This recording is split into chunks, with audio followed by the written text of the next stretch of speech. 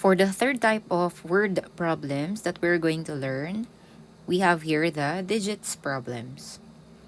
So digits problems are problems involving numbers with two or more digits. So unlike number problems pertain to the number itself and the relationship of the two numbers, be it a sum or a difference.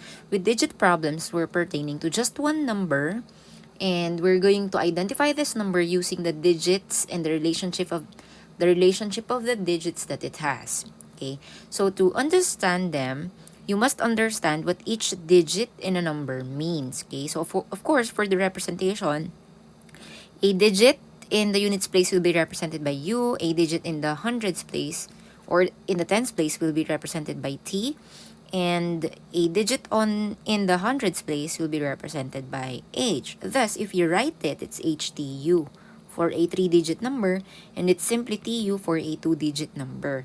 But, okay, since mathematically we can't write it as is, like this, okay, we need the value of the digits to appropriately represent its value. So the value of the digit in the units place is simply U, we know that. The value of any digit in the tens place gets multiplied by 10. So if you have 51, U is equivalent to 1. The value is also 1. If you have 5 in the tens digit, its digit is 5, but its value is 50, right? So the value of the digit in the hundreds place will be 100H. 100 multiplied by the hundreds digit. Okay? Often, a digit problem involves a reversed number. That is, the digits will be reversed. Ibig sabihin, para mag-i-interchange yung kanyang sequence. Like for example, if you have 1, 2, 3, 123, the reversed number will be 321. So how are you going to represent these numbers, knowing all the representations from the previous slide? So a 2-digit number is definitely represented by the sum of the tens and the units digit, okay, or the tens and the units value. So that's 10t plus u. The reverse 2-digit number will be 10u plus t. For a 3-digit number, that's 100h plus 10t plus u. And for a reverse 3-digit number, ito lang yung mag-interchange sa atin. So that's 100u plus 10t plus h. So these particular representations are very helpful when we are solving for digits problems. So let's start our illustration. Okay, let's start with problem number 1. The tens digit is a certain number. The tens digit of a certain number is 3 less than the units digit. So the tens digit, we're talking about the digits itself, not the number. So that's t. The tens digit is, that's equal sign, 3 less than, so that's 3 minus, sa unahan, the units digit, so that's u. Okay, the sum of the digits is 11. That means you have a 2-digit number here. So the sum of these 2 digits, t plus u, we're not looking for the number or the value of the 2-digit number.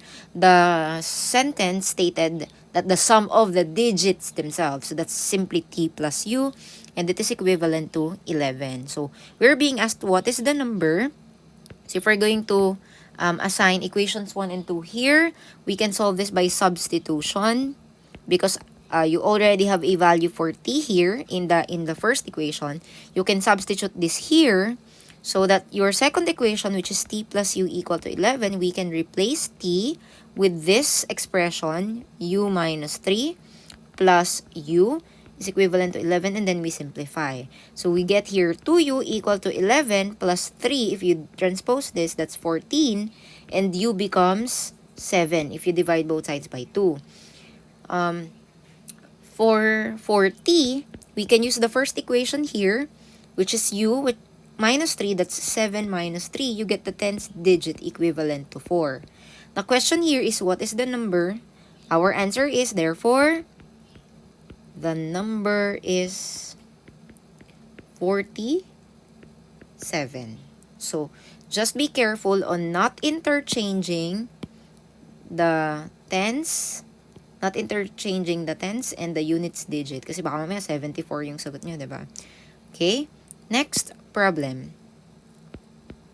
So, the tens digit of a number is twice the units digit. The tens digit is twice the units digit. If the digits are reversed, the new number is less than the original. So let's represent that first. The original, let the original number be equivalent to 10t plus u. And the reversed number, we already know this. This is simply 10u plus t. When the digits daw are reversed, so we're here. Okay, the new number, so ito yung new number natin. Let's write that as 10u plus t. The new number, which is 10u plus t, is, so that's equal sign, 27 less than, so you have minus 27 than the original. Your original is 10t plus u. Okay, so using equations 1 and 2 again, and doing substitution, I'll just substitute in place of all t, this value here. Okay, so you will have that as 10u plus t, which is 2u, equal to 10t, t will be represented by 2u, plus u minus 27. So, nag-substitute lang tayo. And then we simplify. So, you have here 12u equal to 20u plus u minus 27. So, if we try to transpose, this will give us 12 minus 21. So, that gives us 9, negative 9u equal to negative 27. Dividing both sides by negative 9, you get u equal to positive 3. So, to solve for t, that's simply 2 multiplied by u using this equation, which is 3. U is equivalent to 3. So, you get t equal to 6. If the question is, find the original number, then the original number is the tens digit and then the units digit. Therefore, the number is 63. Okay, let me highlight our answers. Okay, number 3. The sum of the digits in a 2-digit number is 12. So that means you get t plus u is equivalent to 12. If the digits are reversed, the number is 18, greater than the original number.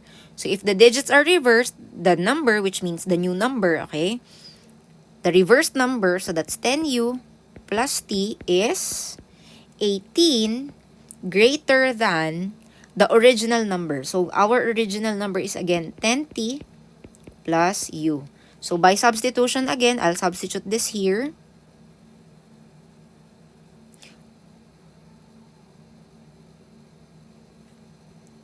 Okay, but before I can substitute that, I have to simplify first the equations, okay? So you have equation 1 and 2, para hindi tayo maligaw. So for equation 1, I would solve for t, and t will be equivalent to 12 minus u, so that I can substitute it to the next equation. The next equation, if I simplify, or you can just substitute na. Ano nga? Substitute to equation 2.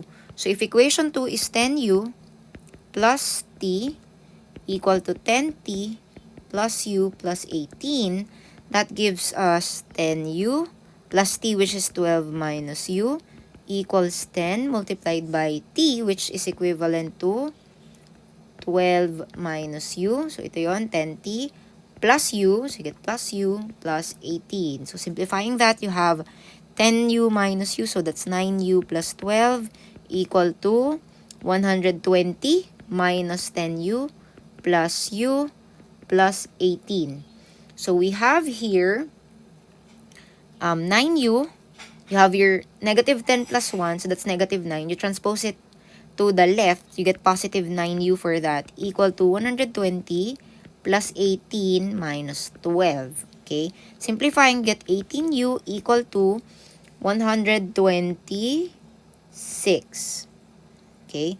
So, u therefore will be equivalent to 7. Okay?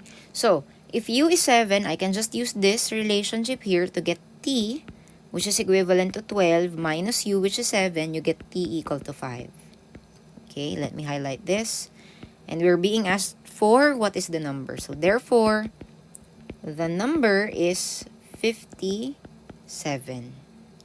Okay? So, there you have it. the examples on how you're going to solve for the digits problems.